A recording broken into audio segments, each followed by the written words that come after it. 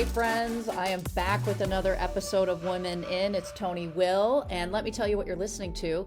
Women In is a podcast that celebrates women and the individuals in their lives who are lifting them up. You will hear from all kinds of super cool people in my life and share their stories to inspire others to support the extraordinary women around them. This is a space to be disruptive, forward-thinking, and change agents for humankind. It is fun, curiosity-driven, and definitely uncensored. This is what I'm passionate about, breaking down the barriers for my kids' generation. It's equal parts about my guests and the places we came into each other's lives, whether it be the Kalamazoo Wings, Mindfulness Elevated, Tony Will Coaching, or they happen to be in my family and friends circle. My guest today is Chloe McCarthy. Chloe is a former journalist and a forever storyteller. She started her career as a local TV reporter in Traverse City, Michigan, and was shortly promoted to the station's weekend anchor. She reported on everything from city to politics to the impact of climate change on the Great Lakes, and even spent a week at the Marine Boot Camp for a special report on female recruits. How cool is that? In 2019, she was named the Reporter of the Year by the Michigan Association of Broadcasters. Wow, what a badass. This is awesome, Chloe. She left the world of local news in 2021 to launch her communications company, Chloe Marie Media, LLC. Now she uses her storytelling skills to create compelling digital marketing, PR, and social media campaigns for several clients. Chloe says her superpower is finding and highlighting the good things happening to generate positive buzz.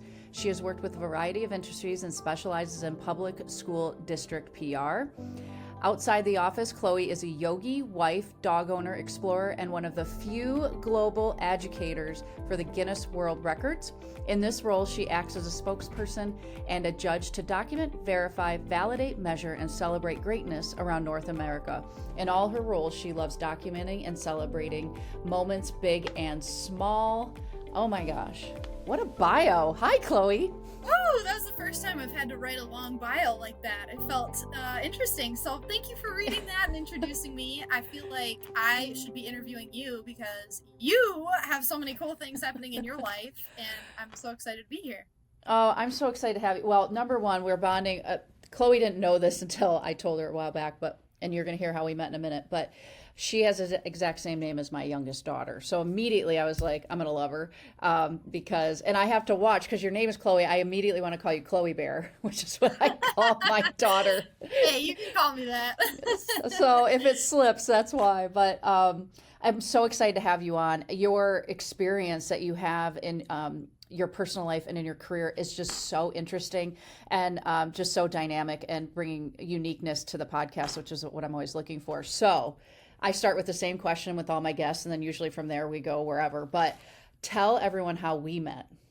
Okay, so we met recently, a few weekends back. Tony and the K-Wings attempted to set a Guinness World Records title for most people waving foam fingers simultaneously. So they were meticulously well planned, and they had an entire system to defeat the previous record of 1,700 foam fingers waving.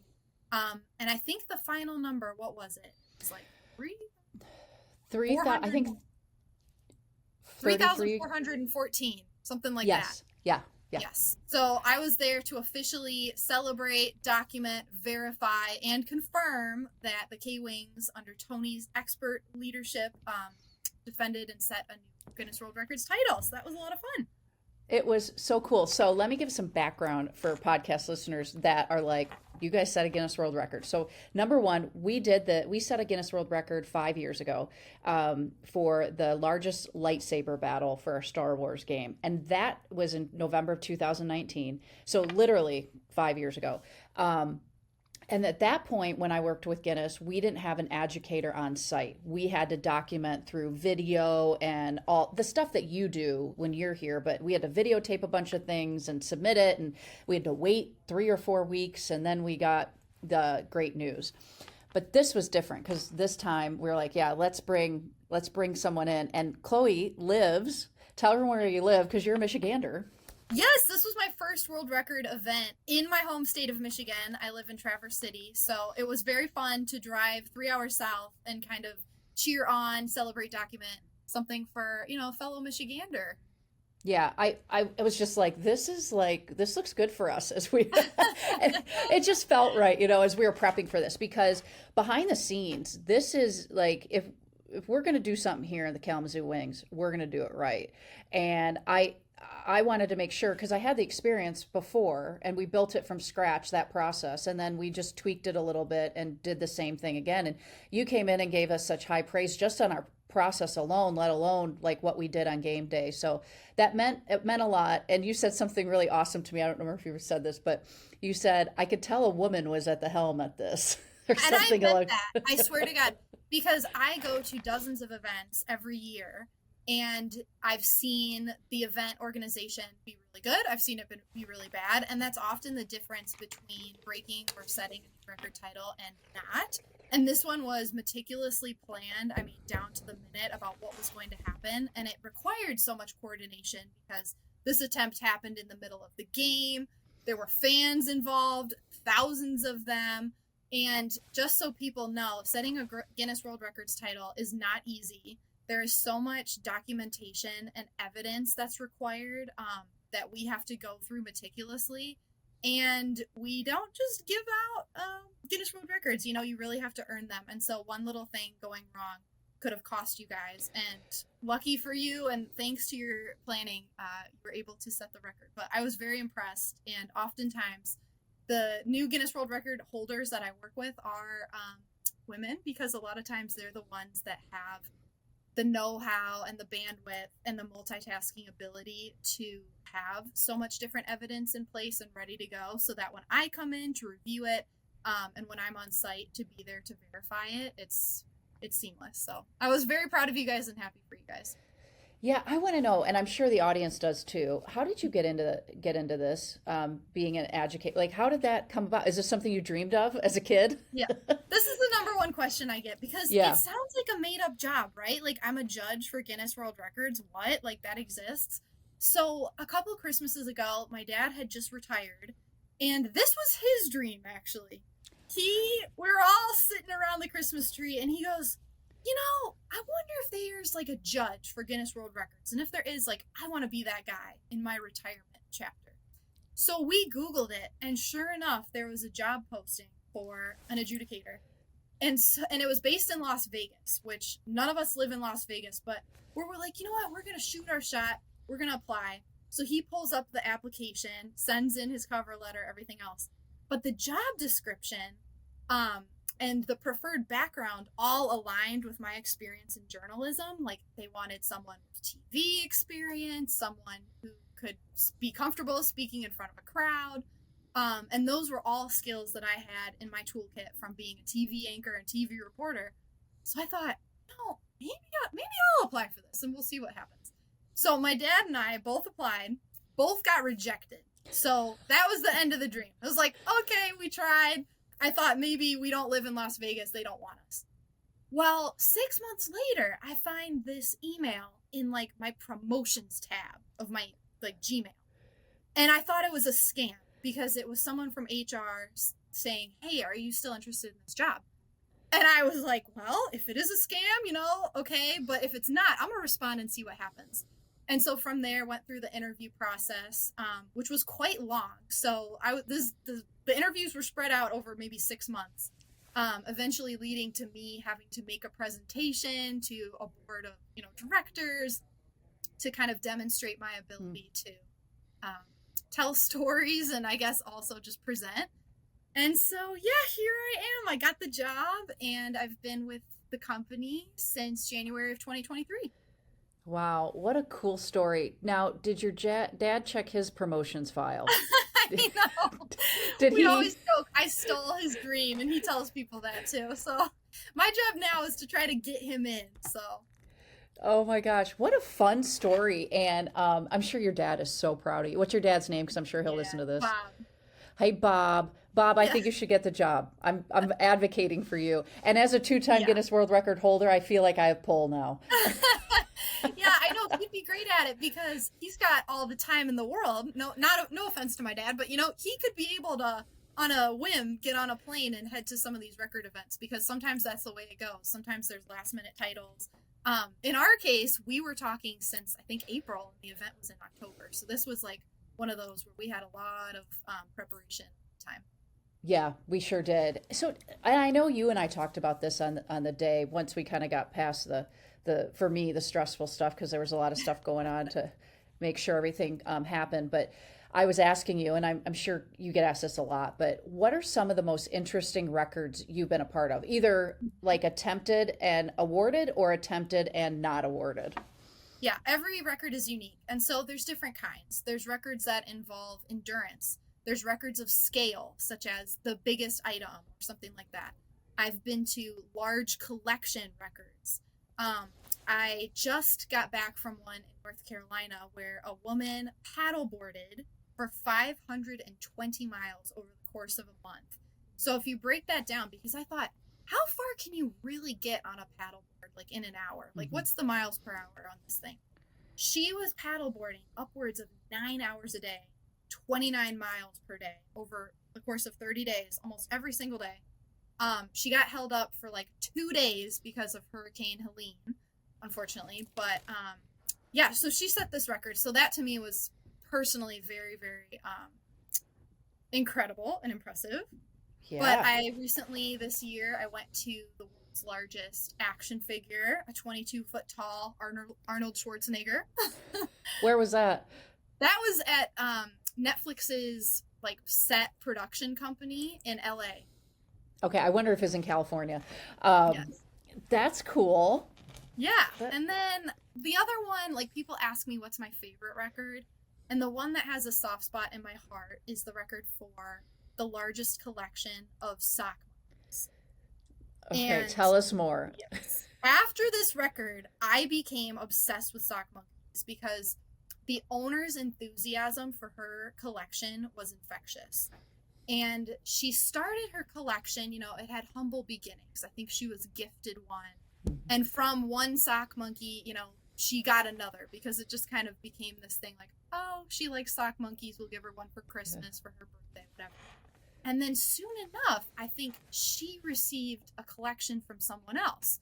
So her sock monkeys grew to the point that she opened up a museum on the side of her house and eventually outgrew that museum. So she built a new one in downtown Crystal Grove, Illinois.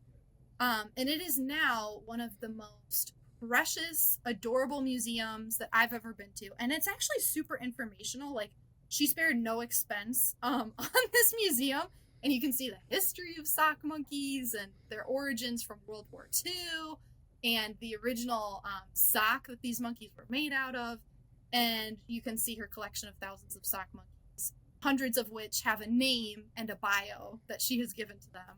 Um, so I think I was just tickled and touched because it wasn't a corporate record title attempt. It was Mhm. born out of someone's passion and genuine love and joy. And I think that's my favorite part of working for Guinness World Records is kind of celebrating these moments because I think we all need that joy. We need that joy. Yeah, I talk about like on the actually on both sides of my life, personally or professionally, when I'm working with clients or I'm coaching my staff, or I was speaking at Western Michigan University last night for a women's business networking group about how fun is something as adults we tend to just like shove aside because we're adults, we're serious, we have a lot of adulting to do. But I mean, creating memories, like that's what we walked away with at home opener for our 50th. Like we are creating these wonderful memories. The sock monkey record, and now she has this museum creating memories and educating people. I mean, the paddleboard woman, I'm gonna have to look her up. Yeah. Anything endurance related, something like that, like how inspirational, Yeah. so, and these things are fun. Like I'm sure she started paddleboarding because it was a hobby and it was fun. Exactly. So That's my how favorite. And I love your that. record too. I don't think I told you, but my husband was actually in attendance that night. But You did. yeah, he came down with me because I thought this is like my first Michigan record. He's got to be there. So he was in the crowd. And he was remarking to me separately because I came home after that record. I was gushing about you, the organization, because I was seriously so impressed. And he was saying from the fan side, he has not had so much fun at a sporting event in so long. And I think the impression that you gave, and when there's a record event that requires participation, you're kind of imparting that memory. They're taking ownership of the record too, which is really memorable, especially for a kid too. Yeah, I mean, just such it still gives me chills. And when I get asked like about like my favorite part of my job, like some of the most memorable moments, both the Guinness World Records are at the top. Because I like to do things that are really challenging because the reward is so great, and that was definitely, I talked about it last night when I was giving another talk. So yeah, it was just such great work. And it's just so cool that we came into each other's lives that way. And Yes. what a fun job you have in addition to everything else you're doing. So I'm interested to know, because you spent time in television and Yes. being a news anchor, and that's, I would say, industry wide. You'd have to tell me. I usually see a good 50-50 ratio of men to women in that industry. Is that fair to say? Yes, I would say it's almost skewing more female, just from my perspective right now. It is a lower paying field when you first start out.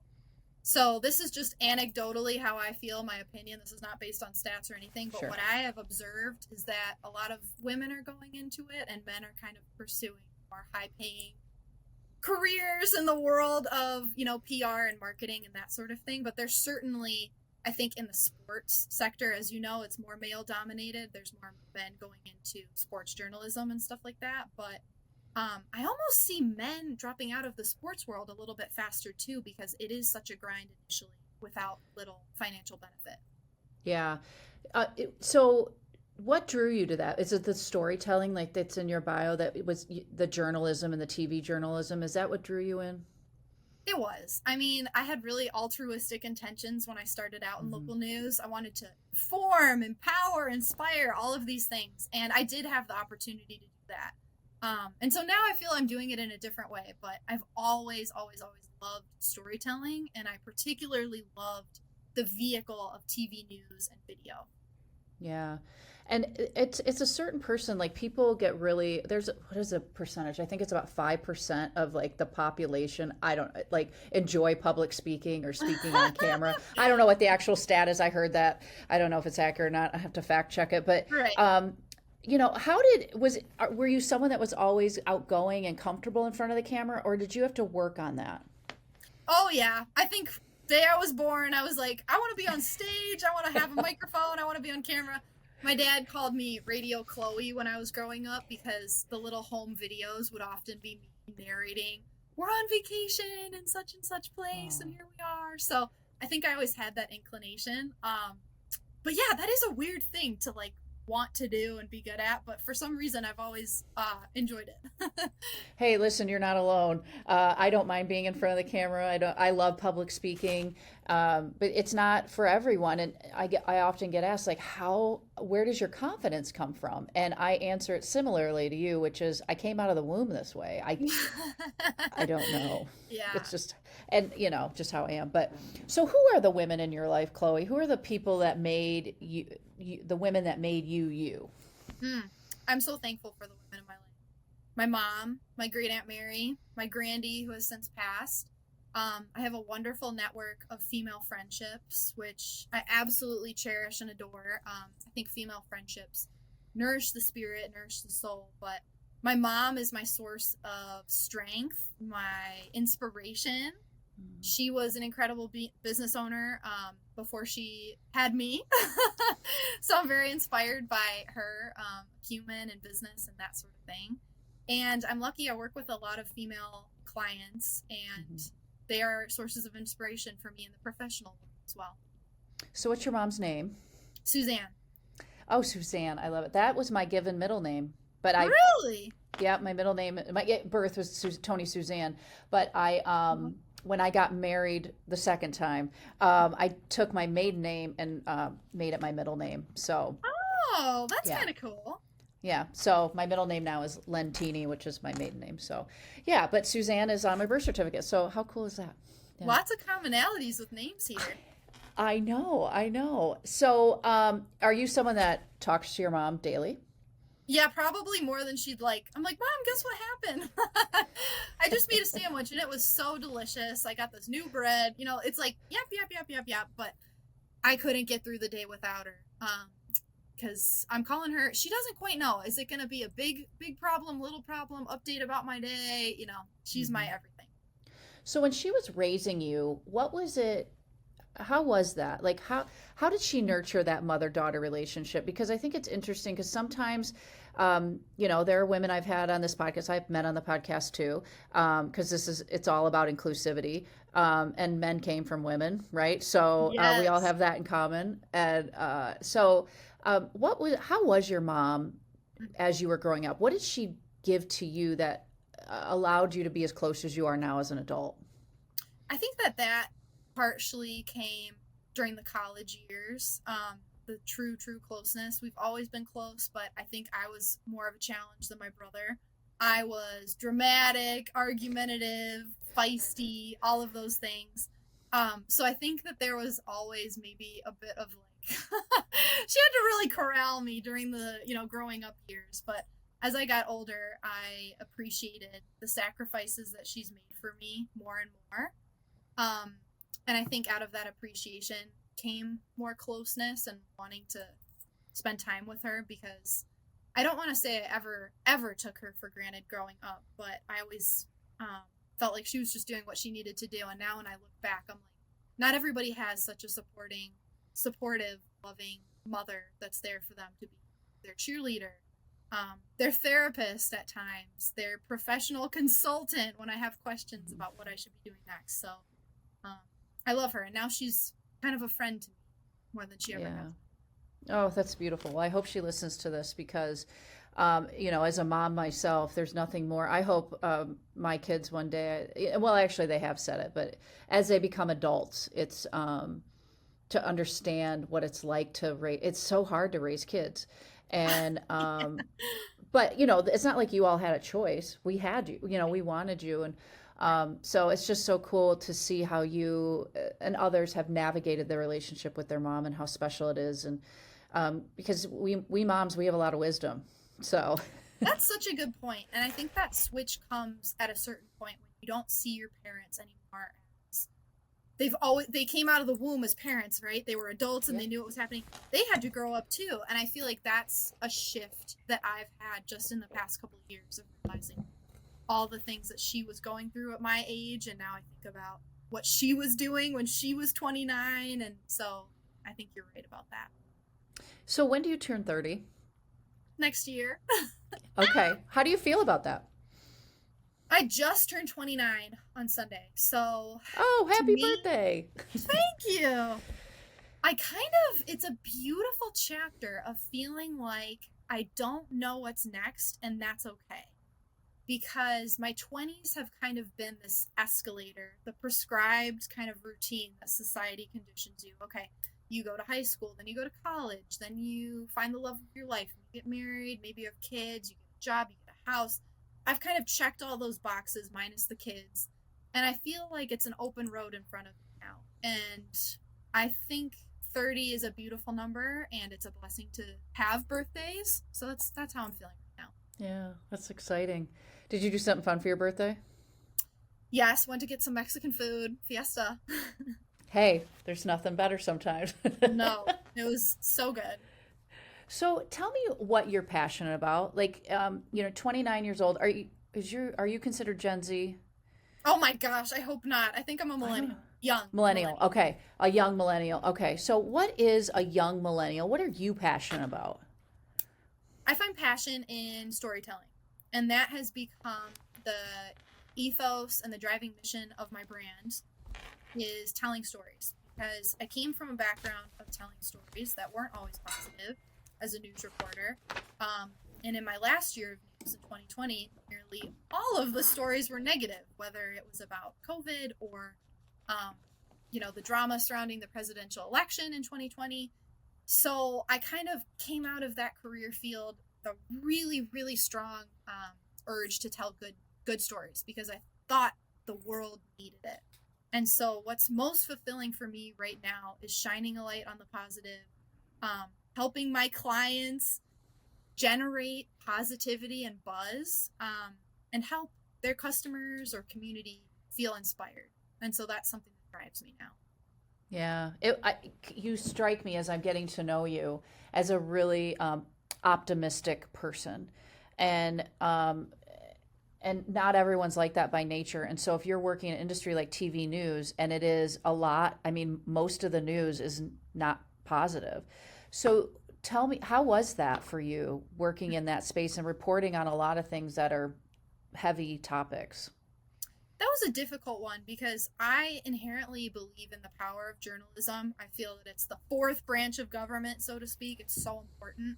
But I was so restricted in that role. For a couple months of 2020, I was explicitly told we are not reporting on anything outside of COVID unless it is like 5 alarm fire in the community. Mm-hmm. So every day I had to find a new way to spin this negative global tragedy that's happening. And that really wore down my psyche, especially when I knew that there were hopeful nuggets happening, things around me, and we just weren't showing them. And I don't say that to erode trust in local media. I'm just saying at the time, what was happening, that was the reality. So I forgot your question, but yeah, that's what it was like. It was very difficult. No, yeah, you explained it beautifully. It's like, how did that affect your, like, how was that for you from a mental health perspective? Or because you are so optimistic, it's like to only be able to talk about COVID in such a scary time for everyone had to be challenging. And that's exactly what it was for you. Yeah, it was challenging. We all have recovered from it. We all had our take on it, but I think it was different for me in a way because, well, no, it wasn't different for me. I mean, there were nurses on the front lines who had a lot harder things to deal with, but on a daily basis, one of my jobs was updating the COVID numbers on our newscasts. And so in our news software, we had the template from the previous day. And so that was hard every day, logging on and writing a new number kind of in the box and seeing the number tick up: deaths, illnesses, hospitalizations, infections.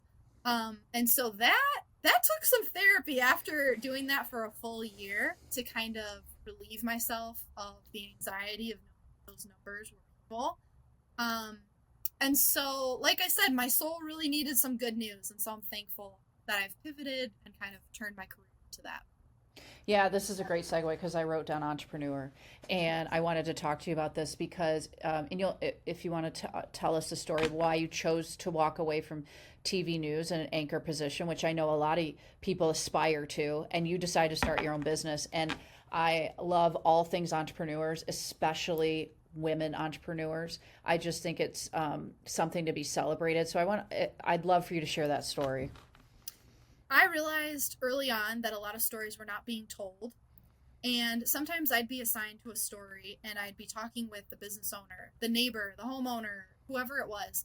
And they would just mention some little nugget. And I'd be like, wait, we should be reporting on that. Like maybe I'd be at the school because there was some bond proposal coming up or something like that. And they'd go, yeah, we have this teacher that actually saved a student's life the other day at the softball game. I'd be like, whoa, like, something just like a light bulb went off. Like positive stories were not being told. And I realized that in my role as a reporter. I also realized that a lot of small businesses and organizations don't have the bandwidth to produce their own stories. They either don't have the manpower, they don't have the know-how. And so I thought I could bridge that gap. So a lot of my news sources became my clients, which was a real blessing at the beginning. And it's grown from there. And here I am today. Today, this is my third full year in business. So what do you love most about being an entrepreneur? And I would also say, because you're what I would call a portfolio entrepreneur, which means you've got Guinness that you do, you've got your business, so where you have different multiple revenue streams where you can have different interests, and so you're piecing together the type of career you want. It's not so much go to work, punch the clock, come home. So it's a term. The term is called portfolio career. So what do you love most about it? Oh, everything. I mean, the freedom, the independence, the ability to say yes and say no to projects. I think in the beginning, when I was first starting out, I said yes to everything because I wanted to build that portfolio, Yeah. wanted to make money. You got to do that in the beginning. And now I'm at a point in my business where I'm saying yes to the clients and the projects that I'm passionate about. And I've kind of become specialized in public school PR, and I find that to be something that fulfills me. And so I think the work life balance, the flexibility, and the idea that my income potential is infinite in a way. I can go as high as I want, and no one can stop me. It all relies, it Yeah. starts and ends with me and my efforts. What's the hardest part, would you say? Hardest part. Right now, the biggest issue that I'm having is I've grown and I'm reaching a client capacity where I think I need to bring additional people on. And I'm having a hard time letting go of my baby because so far I've been the one dotting all the I's and crossing the T's. So I think letting go, asking for help can be difficult. And the imposter syndrome, like you had mentioned earlier, that has taken me a long time to overcome. Yes, I am a business owner, I am successful, and I can do this. Yeah, we were talking before we hit record about my TED Talk, which was 6 days after we set the Guinness World Record. And so Chloe was asking me about it. And I just, what I was explaining was, and I'm going to do an episode just on the TED Talk, like I'll talk about it, but I haven't done it yet. But standing on that red dot and delivering the talk is one thing, but I'm doing it. So it wasn't like I want to watch it to see because I think it was good, but I don't. And it's this weird imposter syndrome that I'm feeling, and at times. So I agree. And as an entrepreneur myself, it's almost like the success, like we didn't believe we'd be successful in some way, and that's the part that feels like not real. And there's so many people, especially women, that struggle with that. So I have to remind myself and women like you, like, yeah, we worked our butts off. We are exactly where we're supposed to be. Did you feel that way when you took over the K Wings? Oh gosh, I was so like, no. Wow. I didn't know, like I didn't have a hockey background. And this was a part of my TED Talk. It's like I walked in here 10 years ago, and I I didn't know what I didn't know. And so there's a naivety to that. It wasn't until about 2 or 3 years in where I was like, and I'm a minority in this space. Like I was just too busy putting my head down doing the work. So It was almost like you didn't realize at first. oh, I didn't. I mean, literally Wow. in my TED Talk, I said, picture this, me, Tony, strutting in the door of Wings Event Center in the winter of 2015, kicking down the door, ripping off my bra, setting it on fire, and yelling, "Woman, hear me roar." No, that's not Wow. what happened. So I didn't know. And it was a process of learning. But here's what I did learn is that just because I didn't have a hockey background, it was perceived as a weakness, not just by outsiders, but insiders too. But the reality was it's actually a strength because I wasn't a fan. And because I Right. wasn't a fan, I could activate my strengths to focus on what to the job at hand. And that was why I've been able, one of the major reasons why I've been successful. Oh my gosh. And so when it occurred to you that you were a woman in space and da da da, did you feel pressure, or did that scare you, or how did that feel once you were in the position? So no, it didn't scare me because I kind of looked at it like a challenge. Like I said, I love a challenge, so I'm like, okay. And I looked at it like I have a great opportunity for the women behind me, the next generation. And that's why I launched this podcast because I wanted to tell stories of men and women who are lifting women up because we run into barriers, and I run into them in my day job, but not because of the day to day here. It's the bigger league stuff. So no, I didn't. I kind of have a chip on my shoulder, so I operate on what I call fuck you fuel, and so I love that. So that my personality really helped in that, but you know, it's been very rewarding, but it's you know, it hasn't come easy, that's for sure. I like that. I think that a lot of Michiganders carry that chip on their shoulder mentality, Yeah. especially I'm a Metro Detroiter. I feel like Detroiters have that pretty strongly too. And that resilience and grittiness, I think, is a huge asset. It's a good thing that you haven't lost that. No, and I'm going to keep going because there are days, you know, but I'm just like, no, I'm on the right track, you know, and I can feel it because I lift other women up, and I like I've created a women in sports network and in the Wow. ECHL and things like that, and mentor mentee program. I mentor women as many as I can, but it's really important to me to help guide that because the next generation. I didn't have anyone like I had men, Mm, and nothing wrong with that. My dad's one of my mentors, and he's fabulous. But yeah. I didn't have anyone like me, and so I'm finding these women, right, and you know, showcasing them like you. So, That's so uh, important, I think, to have women only spaces for women spaces by women spaces. And that has certainly made a difference in my life and career as well. So that's awesome that you're doing that for the people around. oh, thank you. How do you lift women up? What are you doing? I mean, is it in your storytelling, and what are you doing in that space? Well, I'll start with saying a lot of women lifted me up. When I started this business, I relied on a lot of support from other people who had started businesses. And I mean, I was making phone calls, I was online networking. Hey, can you grab a Zoom call real quick? Can we talk about how did you price your, marketing packages and what did you do with your website? What was the way that you got your first client? I mean, I was finding anyone and everyone to talk to. And what was great was the female only professional groups that I was part of, all of the women were more than happy to talk to me. I don't think one person said no to me or didn't respond. Everybody was willing to lend a hand to lift up, the next person ahead of them. So that has been what I have tried to do now that I've established my business, and I'm part of a lot of different online networks. And what I'm most excited about, like recently, in the way of helping women, is I helped get two women a job. Two people within my network were looking, and I connected them with one of my clients.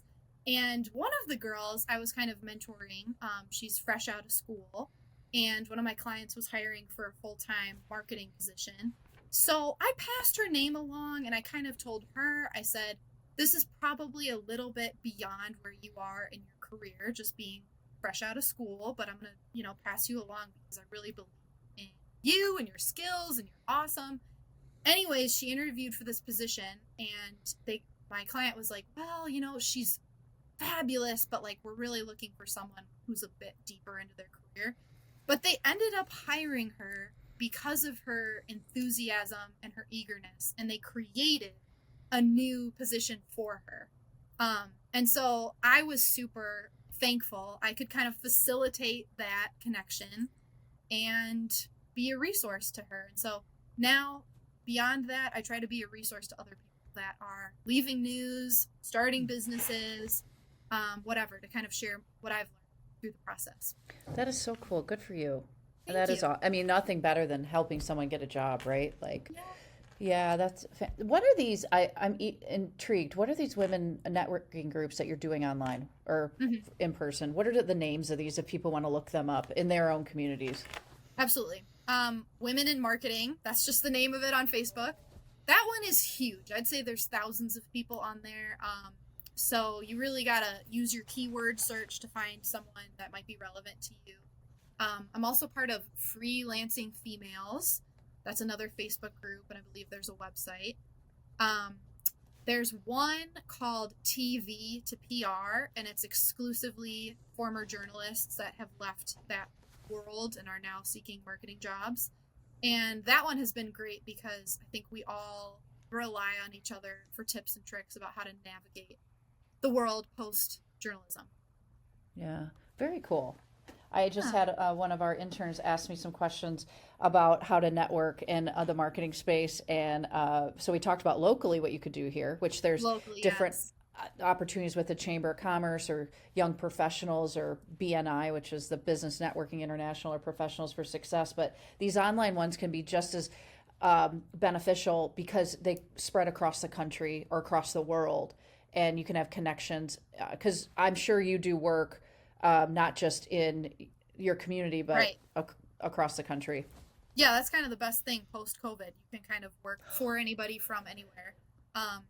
And what I love about those groups too is it's kind of a passive learning experience. You learn from the posts people make and the responses. And so that's kind of like continuing education in a way for me, is just to see what are people talking about? What's the hot topic? What's the latest thing? So it's been really beneficial. Oh, that's so cool. Okay, two fun questions. Number one, what have you changed your mind about recently? And this can be anything. It doesn't have to be serious. It could be like, you decided you're going to try to like onions and because you never used to. I don't know. Like that's a fun one. Or it could be something really big that you've changed your mind about. Yeah, immediately what came to mind, I just started drinking Miller High Life, and I was not a beer person. Never have been a beer person. Champagne of beers is delicious. It is fantastic. So I'm a Miller High Life person now. The champagne of beers. Well, hey, yeah. There you go. It is fabulous. I love it. Yeah, I think that's the only thing I can think of at the moment. Okay. Now, here's another, this has to do with the refrigerator. So, this question, so where the champagne of beers goes. Yes. Are you a person that lives and dies by the expiration dates on what's in the fridge, or are you someone that's like, it's just a guideline? Oh my gosh, wow. There's got to be a threshold for when you have to throw something out. I mean, but no, I'm like it expired 4 days ago. Let's give it a sniff and see what happens. Okay. Yeah. Okay. So What about you? I'm like, that's just a rough guideline. Okay, that's like scarier to me. Well, the reason this came up is my husband and I are polar opposites, and one day he sent me like a funny reel, and it like there are two types of people in the world, and Yeah. ones that see the expiration date, even if it's coming close, are like, nope, thrown away, and then there's people like me who will be like, it's a month old, it's okay. Oh my gosh, a month old. No, I get a lot of guilt when I throw something, that hasn't been touched away because of the expiration date. No way. I'm definitely not that person. What about canned goods? No, canned goods, they're canned. They're fine. That's what I'm saying. No, my husband will throw canned those away goods. too. Yeah. Yes. You were saying refrigerated items, so that's I what did. yeah. I did, to be fair. Okay. So do you like to read or listen to podcasts? And if so, what are you reading or listening to right now? Yes, everybody's got to check out Spotify, Washington Post. It's literally just called The Journal, or I should say the Washington Journal, excuse me. It's called The Journal. They have such interesting, in-depth reporting on kind of like fascinating topics. I mean, it's not like your mainstream news, not just about what's happening in the headlines. It's kind of like, did you hear about this teenage hacker and here's how he did it, da da da da da. So I find that really fascinating, that podcast. And I'm listening to Scamanda, which is about a renowned scam artist named Amanda. That is fully engrossing, and they're making it into an ABC show, I believe, in the new year. So everybody should listen to it before it comes out. Ooh, I will. Okay. I listen and read my age every year. So I listen to 46 podcast episodes, varying. And I don't count my own because I listen to these back for quality. And then I read 46, because I'm 46 years old this year. I read 46 books. That is so impressive. Yeah, I love it because, I have my coaching businesses that I do as a passion project, and I want to be a deep well for my clients. And so, and for me too. So yeah, I read all kinds of different books. And right now I'm reading Likeable Badass. Oh my gosh. Okay. So, you've read 46 books. Every year you read all these books. Okay. What would you recommend for me, someone my age, in the marketing world? Like, what is the holy grail? Marketing. I have to look at my list. Hang tight. Let me look at my list here real quick. That's a good question. I think you would benefit from Likeable Badass. Just any woman would. Another book I recommend is called How Women Rise. That book was really good.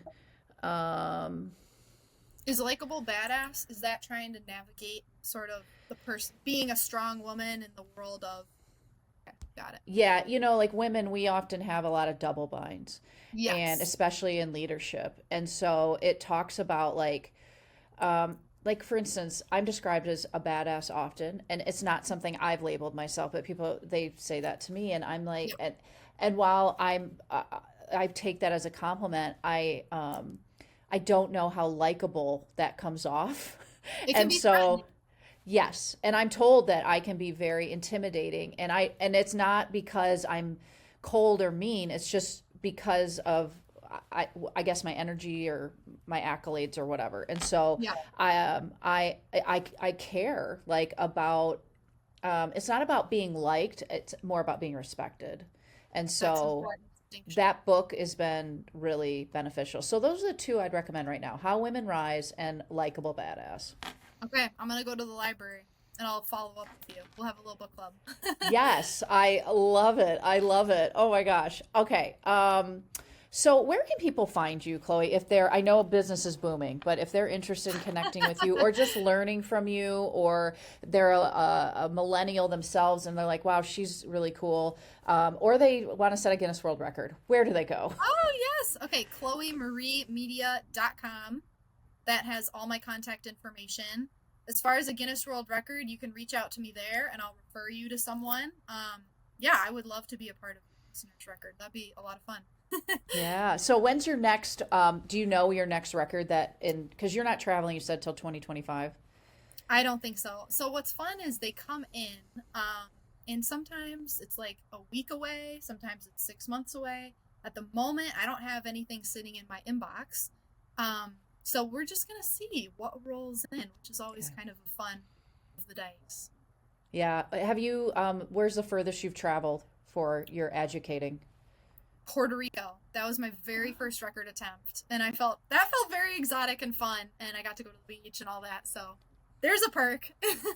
There is a perk. There's a perk. I love it. Oh, well, it has been such a pleasure to get to know you and continue to get to know you outside of the podcast, and all the great work you're doing. And your future is certainly bright. And I can't wait to see what you continue to do in your storytelling and PR world. Oh, and back to you, Tony. It was such a pleasure to meet you. I was so impressed by your organization, your diligence in organizing everything related to your record, but really just the person that you were. And I'm thankful that you invited me, and I'm humbled that you invited me on this Oh, podcast because I don't think I'm qualified to be talking to you. So this is quite an oh. honor. No, you are 100% qualified. That's why I'm like, I gotta have this one's sharp. I love her. She's great. Thank you. So it was just so fun, and I could tell you are brimming with curiosity, and I love that about individuals. You're just as interested in having a conversation with me as I am in having a conversation with you, and I just love that. It's a great quality. Not everyone has it, so. Well, thank you, Tony. Yeah, yeah. Well, if you all want to find me, I'm not hard to find. kwings.com for the hockey side, mindfulnesselevated.com, and tonywillcoaching.com. And then I'm also on all social media, LinkedIn and Facebook at Tony Lentini Will, and on Instagram I'm Tony Will. So until next time.